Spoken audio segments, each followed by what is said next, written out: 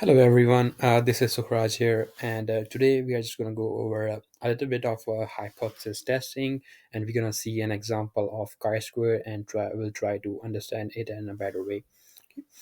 First of all, before going to chi-square, just gonna have a bit of look on what is hypothesis testing. So hypothesis testing is a form of statistical inference, and we usually use data from a sample to draw conclusions about a population parameter or a population probability distribution.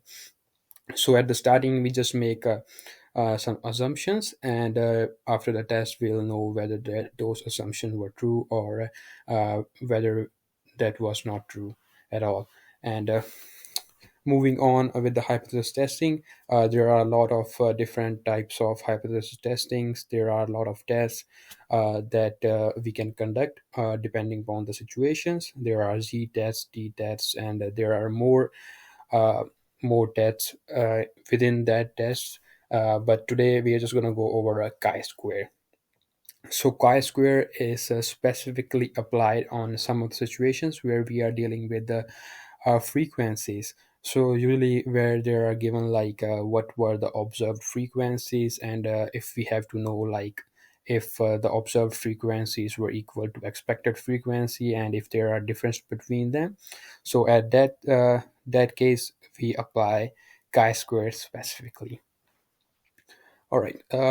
So today we are also gonna go over an example of chi-square, and we're gonna solve it together, and I will try to go through every step one by one. Okay. Let's go. Let's move on to the example there. So I just made a question about a chi-square, and we're gonna look if it works out. So the question is, the commotion's dean would like to know which day of the week the students are most likely to be absent for a class. He asks 50 instructors which day they have highest number of absent students. Dean expects students will be absent equally during the 5-day college week. The observed numbers are represented in the following table. Based on this, can we say the days for absent number of students occur with same frequency? And specifically for this question, we're going to use 5% as a significance level. So here we can see we have a different number of observation for the 5 days of week. On Monday, there are 13 teachers that believe most of the that is the day when most of the students are absent, and for Tuesday 6, and it goes on. And since the question specifically mentions the dean expects students will be absent equally, so we're going to take the expected frequencies is equal throughout the week. So we're going to take it 10, and it's going to total up to 50, and which is also equal to the 50 of observed frequency there. All right, before we start with the solution for this question, I'm just going to go over and show you guys how uh, a graph for chi-square looks like. So this is usually what it looks like. It's not like perfectly balanced. It's always going to be a little bit of there's also always going to be a little bit of skewness in a chi-square graph when we plot it on the graph. All right, so when we will be trying to answer some of the questions, we're gonna see there will be a point, and we're gonna decide whether our z sample lies within that line or outside from that. So if it lies somewhere outside, so this is gonna be the rejection area for our chi-square. And if the R point lies after that point to the right side, we're gonna reject it. It's gonna be in the rejection area, and if it lies somewhere in this area, we will fail to reject the null there. So we have to calculate all the points, and then we will be able to decide where our point lies. Okay, let's get back to the example there. First of all, whenever doing an hypothesis testing, the first step is always going to be setting up the null hypothesis and the alternative hypothesis. So H0 represents null hypothesis, H1 is alternative hypothesis. So we for for our null, I'm just gonna assume the frequency of absent students is equal throughout the week. And for null hypothesis, we're gonna say the frequency of absent students is not equal throughout the week. So we have made two assumptions, and we're going to try to solve the question using chi-square, and we'll try to answer. And at the end, we'll know which statement will we agree to according to the evidence that we have there. Okay, moving on, the second step is going to be finding some of the statistics. First of all, we'll write down whatever is given to us. So here we can see 5% significance level is given to us. So now put significance level is going to be 5%. Okay, right. Get a little wider, right? And degree of freedom here is gonna be, so we have 5 days, so it's gonna be 5 minus 1 there. It's gonna be 4 there. Perfect. Okay. All right, and moving forward, we're gonna find our critical value for our question. Okay, so for critical value for chi-square, okay, it's gonna be we're gonna use our significance level of 5% and degree of freedom on for 4%. Gonna see the chart that is given to us. I'm gonna try to find the critical value from the chart. So I have the chart right here with me today. Perfect, right there. So we have the chart, and so in there we have different values depending on the degree of freedom and the significance level that we're using for this question. As we are using a 5%, which is 0.05 right there, and the degree of freedom is 4. So we're gonna see where it intersects. Right there is a 9.488. So we're going to use this critical value, and then we're going to calculate our sample value and compare it with the critical value to come to a conclusion. So it's 9.488, our critical value. Perfect. And now we're going to set up our test. So what is going to be our test there? So we're just going to say if, therefore,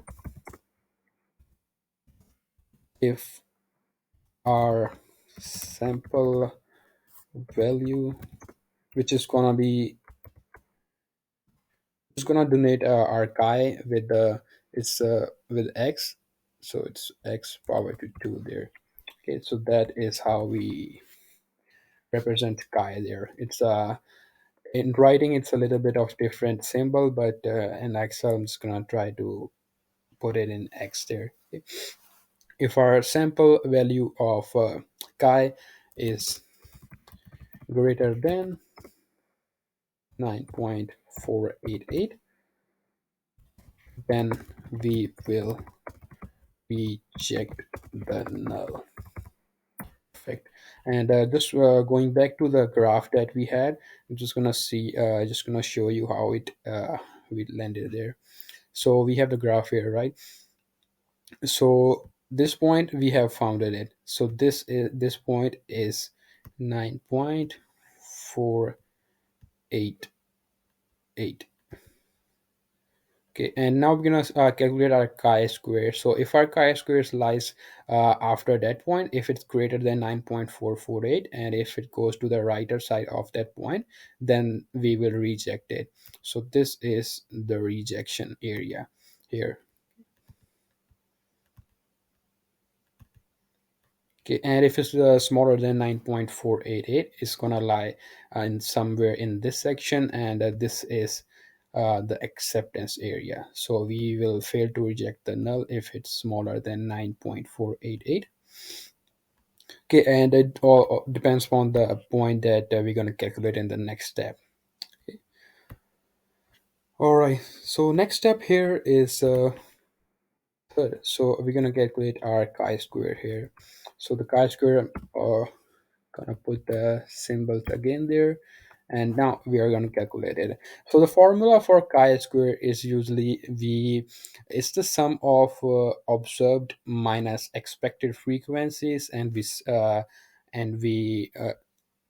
square it, and then we divide it by accepted expected frequencies. So I'm just gonna simplify it for you guys and try to do it step by step for each one of them.